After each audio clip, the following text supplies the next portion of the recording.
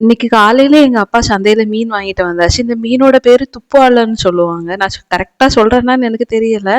3 மீன் இன்னைக்கு ரூ. 50க்கு கிடைச்சது. அப்படியே வீட்ல கொஞ்சம் குக்கீஸ் எல்லாம் இருந்துச்சு. அதையுமே சாப்பிட்டாச்சு.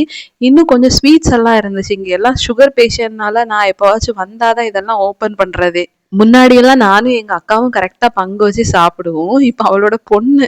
கரெக்ட்டா நான் எத ஓப்பன் பண்ணாலும் பக்கத்துல வந்து நின்றுவா. சித்தி எனக்கும் குடுன்னு.